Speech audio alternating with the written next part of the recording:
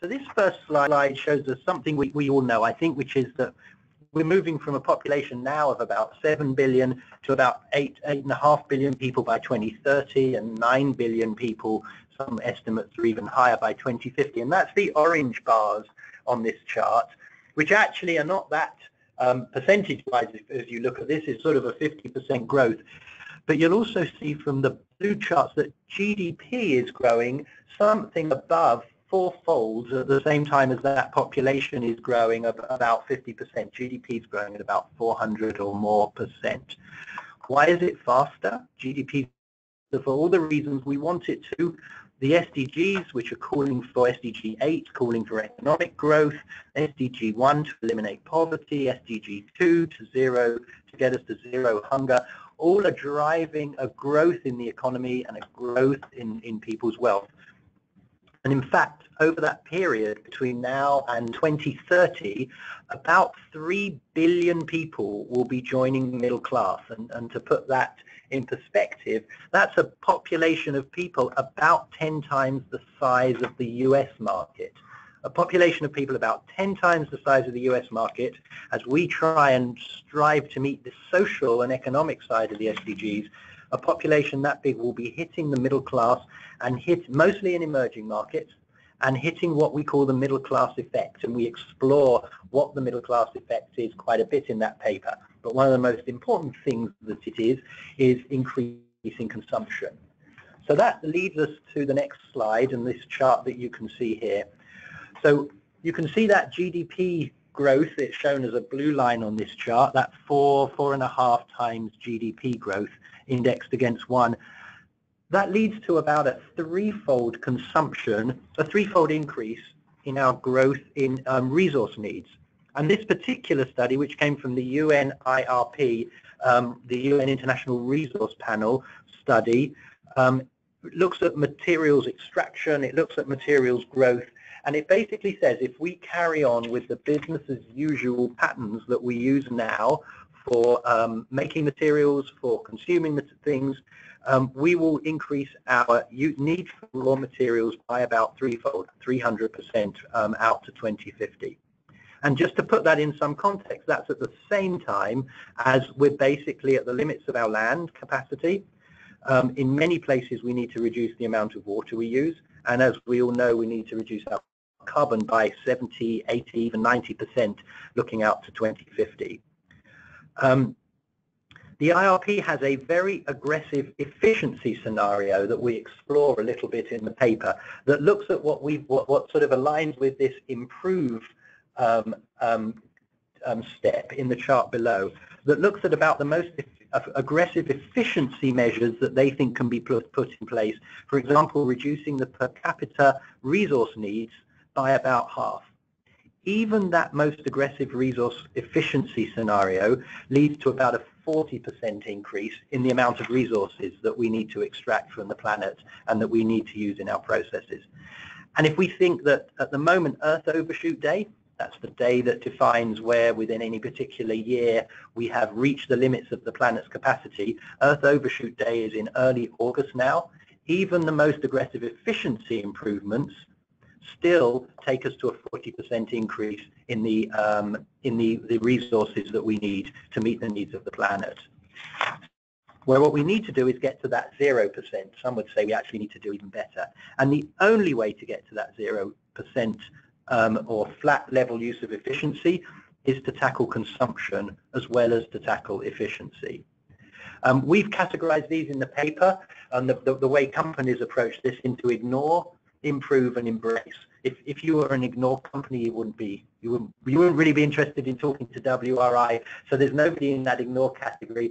We think that most of the companies we work with today are in that improve category, which is putting an enormous amount of work and effort into improving their existing models and improving efficiency in the way we currently do things. And what we're trying to push a step further with this paper is to help companies move into that embrace. And I'll talk a little bit more about what exactly that means. First of all, just a couple of examples. So we actually look at three sectors in the paper: cars, food, and apparel. I'll just one slide each on cars and apparel for now. In 2030, it's anticipated that cars will, if we anticipate that cars will produce about half the CO2 emissions per vehicle. That gets us on this chart on the left-hand side, which is showing carbon emissions. That gets us to the green line, right? We start to reduce the carbon emissions, so we're in that improved category, right? We've got a significant efficiency improvement, half the CO2 emissions, but we're still not bending the CO2 line down, let alone bending it down to the level we need for science-based targets. Why is that? That we've halved the efficiency of new cars, but we're still not actually seeing carbon emissions reduce. It's because two reasons. The average life of a car is 11 years. So we've still got, are we still okay? The average life of a car is 11 years, so we've still got a massive fleet of cars out there with a much worse carbon emissions profile, and the number of new cars as markets reach the middle class effect overwhelms the efficiency improvement. So what the chart on the right shows us is that the only way to get to that, what we call that embrace category here, bending the carbon line down as the economy continues to grow, the only way we can get to that embrace, that bending the carbon line down, is by changing the number of cars per person and actually moving ourselves to a different consumption model where people are not aspiring to own as many cars, and business growth doesn't depend on everybody owning as many cars as they do now. And I just want to use this slide to introduce a term. That green line is what we would call relative decoupling. That is, we've started to reduce the use of the resource, even though we're still growing the economy. That blue line is absolute decoupling, where we've actually reduced, we're achieving an absolute level in the reduction of the usage of the resource. So what we need for this, for business to thrive, for the economy to grow, is to come up with models that allow us to grow the economy, allow us to give people jobs, but don't require us to sell more cars to more people to get there. The next example is apparel. The chart that we can see here with apparel shows the production cycle for producing new clothes. On the left-hand side of that chart, the traditional. Oh, and you know what? I was meant to give Elliot a moment there. Before I move on, Elliot, did you want to add anything on the autos section? Just one thing to look at in the paper when you have a chance to pick it up and read it. You know, this isn't necessarily new, and it's starting to penetrate some of the executive levels. Bill Ford Jr. has been talking about this for a little bit. That, you know, he's part of a family name that's known for democratizing the vehicle, but he realizes, you know, going forward, he's not going to sell more vehicles to more people forever. And, you know, you have congestion, you have air quality, those types of things. So I think, you know, this is starting to resonate with some of those leaders. The question is, you know, how do you get to that blue line? So just a couple of things to look at in the paper. We can talk more about this when we get into the discussion. Okay, thanks, Elliot. So let me move on to apparel. So this shows the production cycle. So the traditional production lead time was 1.5 years to get from conceiving of a new item of clothing to producing that new item of clothing. That cycle now in the fast fashion world is down to about 4 months. Now that in itself is not responsible for the growth in consumption, but it's a key enabler to the growth in consumption that's resulted in us buying now 60% more clothing per person between 2000 and 2014 in industrialized economies, and keeping that clothing half as long. And again, this has implications for land, for water, not just the material itself, but for the land it's grown on or the materials it's made out of, for water, for insecticides, for pollution. And in a moment, I'll hand over to Deborah if she wants to say a few more words about that. And we've got the same problem here, the efficiency improvements, and I'm going to add in here even the recycling that comes in the circular economy model is not sufficient to compensate for the growth in middle class markets that we're going to see as these 3 billion new people come online in developing economies in the coming years. So Deborah, do you want to add anything on that for apparel? Sure, yeah. With the growing consumption of fast fashion, we're also seeing a lot of waste with keeping the clothes half as long. We're seeing in the U.S. in 2013 about 8% of municipal waste was textiles. And we're also seeing a change in what the materials are with different environmental impacts. So synthetic materials have less land, less water, because they don't need to grow cotton, but it does have increased GHG. So we are exploring that a little bit more in the paper, different environmental impacts of the materials, and also looking at a shift in consumer behavior, moving to more online sales, which allows for even quicker purchasing. So we explore a little bit more of that in the paper. And actually, I always think of this example. We sort of celebrate this idea that drones might be able to deliver stuff to our homes. But what that means is we can, the instant we feel like we want something, we can order the thing, and at least in theory, it can be there at our doorstep, which all drives us towards increased consumption. So the paper looks. The paper does this deep dive, more than we could do a 1-hour webinar on each of the 3 topics, I think.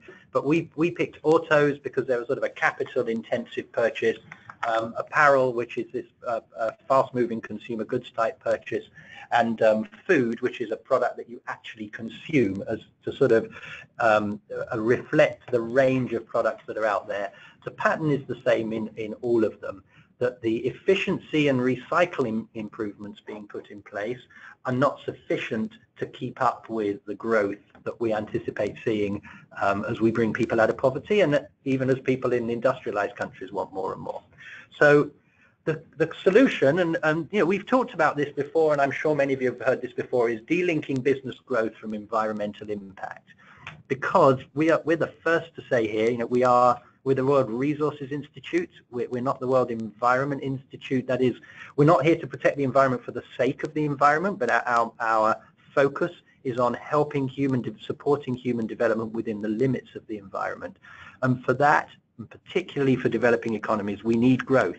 We need economic growth. So the challenge is, how can we come up with new business models that allow for business growth, allow for jobs, but are not predicated on selling more stuff to more people? And the solutions are going to be in the areas like longevity, durability, sharing, turning products into services. And one of the most challenging parts of that is going to be changing consumer behaviors and expectations. So one of the things we're most interested in is consumer behaviors and expectations, and the role that business has in driving different consumer behaviors and expectations. And we don't think you can do that until you've got business models that allow for success. And our experience in talking to you in conversations with sustainability practitioners is that this is a really hard conversation for you to have inside the company, because the business model, and I've experienced this, you know, personally when I was inside a company, is predicated on selling more stuff to more people. And that's something that I hope we'll be able to have you comment on when we get to the next part. Those conversations are difficult to have, and when we read your sustainability reports, we don't really see this reflected. We actually quote a study in this document of 40,000 sustainability reports, of which only 5% refer to planetary boundaries. So even in sustainability reports, we think this is proving a difficult conversation to have. We actually included in the paper I think there are 3 or 4 quotes from companies that sort of reference this idea. The IKEA peak stuff is probably one of the most well-known ones. 3 or 4 companies. The interesting thing in putting this paper together was how difficult it was to find quotes that actually refer to that. Other papers we do, it's actually fairly straightforward to find quotes that reference it, but finding quotes that reference climate change, relatively straightforward now. Finding quotes that reference consumption and selling stuff to people, much, much harder. That's why we called the paper The Elephant in the Boardroom. And that's why we've got that nice little icon. We like it, we hope you do. The objective of this paper is, and again, we hope you'll help us understand if we've met that objective and if it's helpful to you and how we can position it in the right way, is to help you have that conversation, to help normalize the conversation in the boardroom. So this is a topic that can be brought up and discussed safely and comfortably within the company.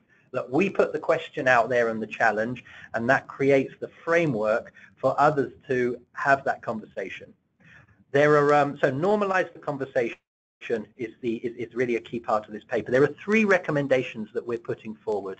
One is what we call do the math.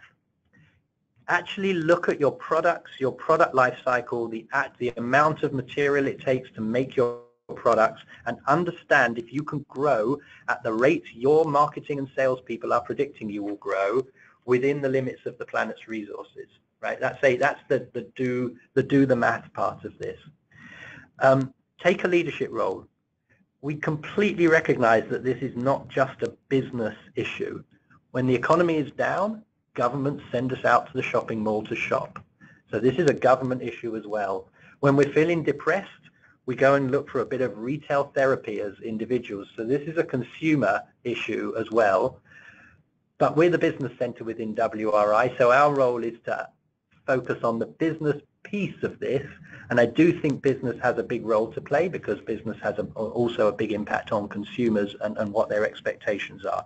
So take a leadership role with customers, with investors, with policymakers, with other companies, and simply having the conversation and having it in a public setting is taking a leadership role.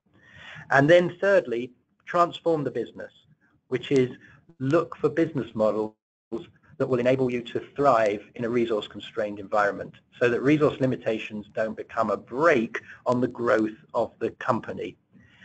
I don't think we have the answers as to what those models are. We have a few of these general ideas, like services rather than products, sharing economy, but I think businesses can have the answers, and I think business will have the answer once it can have the conversation.